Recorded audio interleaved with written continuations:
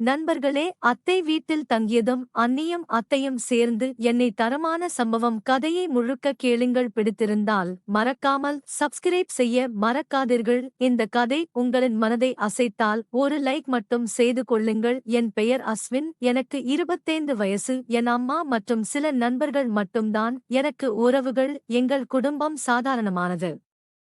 நாங்கள் ஒரு வாடகை வீட்டில் இருந்தோம். ஒரு நாள் ஹவுஸ் ஓனர் திடீரென வீட்டை காலி செய்யச் சொன்னார். என்ன செய்வது என்று தெரியாமல் நாங்கள் கவலையில் இருந்தோம். நான் அம்மாவிடம் நமக்கு உறவினர்கள் இல்லையா என்று கேட்டேன். தயக்கத்துடன் அம்மா சொன்னது, எனக்கும் உன்னோட அப்பாவுக்கும் தங்கச்சிகள் இருக்காங்க. ஒரு காலத்தில் ஒரே குடும்பமாக வாழ்ந்தோம். சில காரணங்களால் பிரிந்தோம். என் தங்கச்சி இன்னும் இந்த ஊரிலே இருக்காங்க. 10 வருடங்களாக பேசவே இல்லை. நான் அம்மாவிடம் நம்ம வீடு கிடைக்க சில நாட்கள் ஆகும், போய் பார்த்து வரலாம் என்றேன். அவளும் சம்மதித்தார். அதே நாளே அந்த வீட்டை தேடிச் சென்றோம். வாசலில் அம்மா தயக்கமாய் இருந்தார். அப்போது கதவு திறக்கப்பட்டது. 10 வருடங்களுக்குப் பிறகு அம்மா அத்தை சந்திப்பு. முதல் நொடி கோபம் இருந்தாலும் பாசம் மேலெழுந்தது. வீட்டுக்குள் நாங்கள் சென்றோம். அத்தை முகத்தை பார்த்து நான் ஆச்சரியமடைந்தேன். இளமையுடன் அழகாக இருந்தார். அம்மா அத்தை இருவரும் அமர்ந்து பாசமாய் பேச ஆரம்பித்தார்கள். எனக்கு ஏதோ சத்தம் கேட்பது போல் இருந்தது. நான் அத்தையிடம், என்ன வீட்டுக்கு மேலே ஏதோ சத்தம் வருவது போல் தெரிகிறது. அப்படியா? எனக்கு ஒன்னும் கேட்கலையே, நீ வேண்டா போல் பார்த்துட்டு வா என்றார். நான் மெதுவாக மாடிக்கு சென்றேன். அங்கு ஒரு சமையல் அறையில் இருந்துதான் சத்தம் வருவதை அறிந்தேன். நான் சென்று பார்த்தேன். அங்கு ஒரு பெண் படம் பார்த்து கொண்டு அவள் நீர்க்குழியில் கையால் விளையாடி கொண்டிருந்தாள். என்னை அவள் பார்த்து திடீரென கோபத்துடன், ஹலோ, யாருங்க நீங்க? இந்த வீட்ல என்ன பண்ணிட்டு இருக்கீங்க என்று சத்தமாக கூறினாள். ஹலோ இருங்க, என்னோட பேரு அஸ்வின். இது எங்களோட அத்தை வீடுதான். நீங்க என்ன வேணும் அவங்களுக்கு என்று கேட்டேன். அப்படியா? என்னோட பேரு பவித்ரா. நான் தான் இந்த வீட்டு மருமகள். சரி, நீ அதை விடு. நான் ஆர்வமா படம் பார்த்துக்கிட்டு இருந்தேன். நீ அதை கவனித்தாயா? என்னோட நீர்க்குழியோட வாசலையும் நீ பார்த்துட்டியா? சொல்லு அஸ்வின் என்று கூறினாள். என்னங்க பவித்ரா, இப்படி கேட்டுட்டீங்க? அந்த பணத்தின் சத்தம்தான் எனக்கு கேட்டது. மத்தபடி நான் எதையும் கவனிக்கவில்லை. பவித்ரா, சரிங்களா? டேய் அஸ்வின், நீ என்னை பேர் சொல்லியே கூப்பிட்ட. உனக்கு நான் அன்னி முறை வேணும்டா. இல்லைங்க, நம்ம 2 பேருக்கும் ஒரே வயது மாதிரி தெரிஞ்சிச்சு, அதுதான். சரி, நான் இனிமேல் அப்படியே கூப்பிடுறேன் என்று சொன்னேன். எனக்கு கொஞ்சம் களைப்பா இருக்கு என்றேன். அவர்கள், சரி வா, நான் உன்னோட அறையை காட்டுறேன். ஒரு வழியாக ரூமுக்கு சென்று கொஞ்சம் நேரம் ஓய்வெடுத்தேன். மாலை பொழுதில் வீட்டுக்கு வெளியே வந்தேன். என்னைப் போலவே ஒருவன் வந்தான். அத்தையும் வாசலுக்கு வந்தார். அர்ஜுன், இவன் என்னோட அக்காவோட பையன். 10 வருஷம் கழிச்சு இப்பதான் நாங்க ஒன்னும் சேர்ந்திருக்கோம். உனக்கே தெரியும் தானே, நிறைய முறை சொல்லி இருக்கேன். ஓ அப்படியா? சரிங்க அம்மா என்று சொல்லிவிட்டு அவன் வெளியே சென்றான். அஸ்வின் அதன் பிறகு அனைவரும் உணவு சாப்பிட்டுவிட்டு நான் மறுபடியும் சென்று தூங்க முயற்சித்தேன். ஆனால் எனக்கு தூக்கமே வரவில்லை. என் நினைவில் அத்தையின் பேச்சும் பவித்ராவும் நினைவில் வந்து கொண்டே இருந்தார்கள். அதனால் என் கைகளுக்கு வேலை கொடுத்தேன். அதன் பிறகு தூக்கம் வந்தது. மறுநாள் நான் அமர்ந்து கொண்டு டிவி பார்த்துக் கொண்டிருந்தேன். அதனை கவனித்து, அஸ்வின், நீங்க இவ்வளவு நாள் கழிச்சு வந்திருக்கீங்க. உங்களுக்கு நான் ஒரு விருந்து சமைத்து போடலாம் என்று இருக்கேன். என்னோட பையன் வேலைக்கு போயிட்டான். இப்ப போய் சிக்கன் கறியும் பிரியாணிக்கு தேவைப்படும் பொருட்கள் எல்லாம் வாங்கிட்டு வரணும்பா. நீ வேணுனா போய் வாங்கிட்டு வரியா? அத்தை, நான் நேற்றுதான் இந்த ஊருக்கே வந்தேன். எனக்கு கடை எங்க இருக்குன்னு கூட தெரியாது. வேண்டுமென்றால் உன்னோட அண்ணி அவங்களையும் அழிச்சுக்கிட்டு போய் வாங்கிட்டு வந்திருப்பா. எனக்கு ஒரு உதவியாயிருக்கும் அத்தை. சரி போய் நான் கேட்கிறேன் என்று சென்று பவித்ராவிடம் போனேன். அவள் ரூமில் அமர்ந்து கொண்டு கையில் விளையாட்டு பொருளை வைத்துக்கொண்டு நீர்க்குழியில் விளையாடிக் கொண்டிருந்தாள். நான் கவனிக்காதது போல் பார்த்து கொண்டிருந்தேன். விளையாட்டை முடித்தவுடன் நான் அருகில் சென்றேன். பவித்ரா, ஐயோ சாரி. அண்ணி அத்தை பிரியாணிக்கு தேவைப்படும் பொருட்களையும் வாங்கிட்டு வர சொன்னாங்க. எனக்கு கடை எங்க இருக்குன்னு தெரியல. அதனால உங்களையும் அழிச்சுக்கிட்டு போயிட்டு வாங்கிட்டு வர சொன்னாங்க. சரி அஸ்வின், எனக்கும் வீட்டிலிருந்து ஒரு மாதிரியாதான் இருக்கு. வா போலாம். நாங்கள் நடந்து கொண்டே சென்றோம். இப்பொழுது நான் கேட்டேன். பவித்ரா, என்னால் உன்னை அண்ணி என்று கூப்பிட முடியவில்லை. அதனால் பவித்ரா என்று கூப்பிடுகிறேன். எனக்கு அதுதான் பிடித்திருக்கிறது. சரிடா, உன்னோட விருப்பம் என்றால் பவித்ரா, நான் உங்ககிட்ட ஒன்னு கேட்கணும். நீங்க கோபப்படாதீங்க.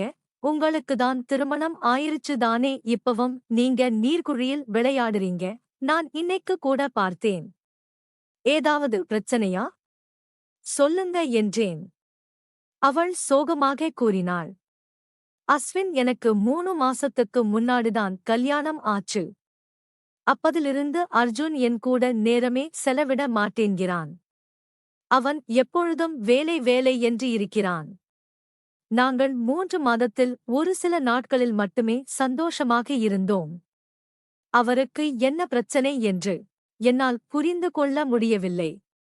அதனால்தான் இப்படி. அது என்னுடைய பிரச்சனை.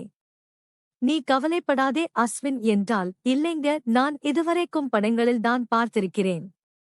எனக்கு திருமணம் ஆகல. எங்க அம்மா வரங்களை தேடுகிறார்கள். ஆனால் ஒரு பெண்ணும் கிடைக்கவில்லை. பவித்ரா அப்படியே பேசிக்கொண்டு நாங்கள் சிக்கனையும் தேவைப்படும் பொருட்களையும் வாங்கிக் கொண்டு மறுபடியும் வீட்டுக்கு திரும்பினோம். அப்பொழுது பவித்ரா தயக்கத்துடன், அஸ்வின், உனக்கு திருமணம் ஆகவில்லை என்று கவலையாயிருக்கு. இல்ல, நான் வேண்டா ஒன்னு சொல்றேன். விருப்பமா பாரு. நான் சரி சொல்லுங்க என்றேன். அது ஒண்ணுமில்லை, நீ வேண்டா, என்னோட சமையல் பண்ணலாம். அது நன்றாக இருக்கும். அதன் பிறகு ஒரு தெளிவும் கிடைக்கும். என்ன சொல்ற? நான் தயங்கி, என்ன சொல்றீங்க? ஆனா நான் இதுவரைக்கும் ஒரு முறை கூட செய்ததில்லை. பவித்ரா அப்படி. அஸ்வின், நீ கவலைப்படாதே. நான் உனக்கு சொல்லித் தரேன். நீ அப்படியே செய் போதும் என்றாள். சரி பவித்ரா, நான் ஆர்வமாக காத்திருக்கிறேன்.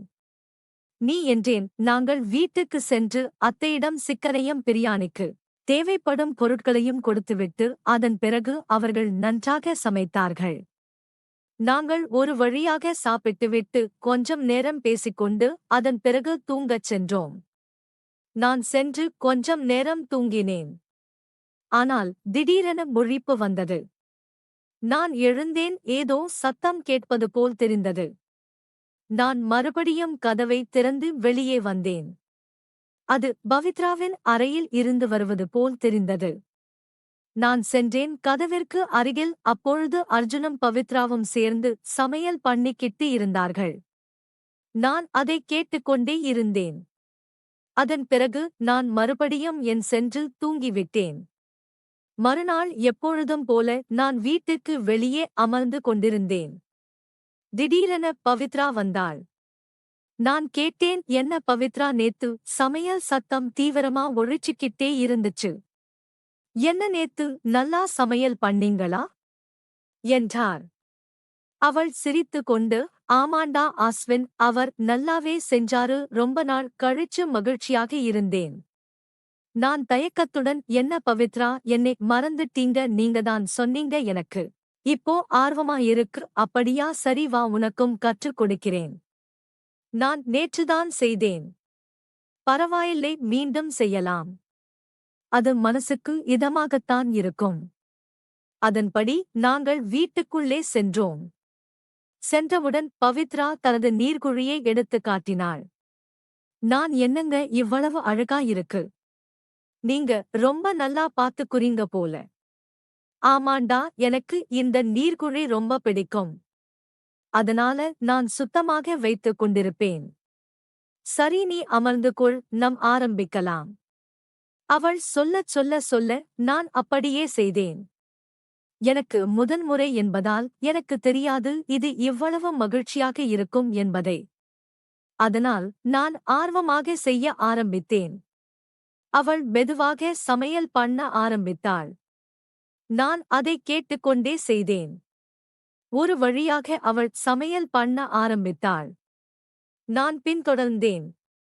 அவள் என் கையை பிடித்து, தம்பி, இப்படி கிளறு, உள்ளே விடு என்று சொல்லி என் பூக்கட்டையை தன் கையில் பிடித்து சமைக்க ஆரம்பித்தாள். பவித்ரா, நான் உனக்கு எப்படி நன்றி சொல்வது? எனக்கு இப்பொழுது ஏதோ புதிய மாற்றம் வந்தபோல் இருக்கு. ரொம்ப நன்றி என்றேன். அவள், இதுல என்னடா இருக்கு? உனக்கு எப்பொழுது உதவி தேவைப்பட்டாலும் நான் இருப்பேன். அது மட்டுமில்லை, உனக்கு மறுபடியும் சமையல் செய்ய வேண்டும் என்று நினைத்தான் நான் இருப்பேன். சரியா? என்றால் நான் மகிழ்ச்சியோடு சரிங்க பவித்ரா என்றேன். அதன் பிறகு மாலை பொழுதில் என் அம்மாவுடன் பேசிக் கொண்டிருந்தேன். அப்பொழுது அத்தை என்னை அழைத்தது போல் இருந்தது. நான் என்ன என்று பார்ப்போம் என்று போனேன். என்ன அத்தை, கூப்பிட்டீங்களா? ஆமா அஸ்வின், நான் பார்த்தேன், நீயும் அண்ணியும் சமையல் பண்ணிட்டு இருக்கீங்க. நான் வெளியில வேலையை பார்த்து கொண்டிருந்தேன். அப்போ பார்த்தேன். நீ ரொம்ப நல்லாவே பண்றடா அஸ்வின். அப்படியா அத்தை, நாங்க ரொம்ப கவலையா இருந்தோம். அதனாலதான் நீங்க ஒன்னும் தப்பா நினைச்சுக்காதீங்க. இல்ல, நான் ஒன்னும் அப்படி நினைக்கல. நீ எனக்கு கொஞ்சம் உதவி செய்தால் போதும் என்று தயக்கத்துடன் கூறினார்கள். என்ன அத்தை உதவி வேண்டும்? சொல்லுங்க, நான் எதை வேண்டுமானாலும் செய்வேன். அது ஒன்னும் இல்லடா அஸ்வின். எனக்கு ரொம்ப நாளா சுத்தம் பண்ண வேண்டும் என்ற ஆசை. நீ உதவினால் போதும் அஸ்வின். என்ன அத்தை சொல்றீங்க? நான் காலையில்தான் கற்றுக்கொண்டேன்.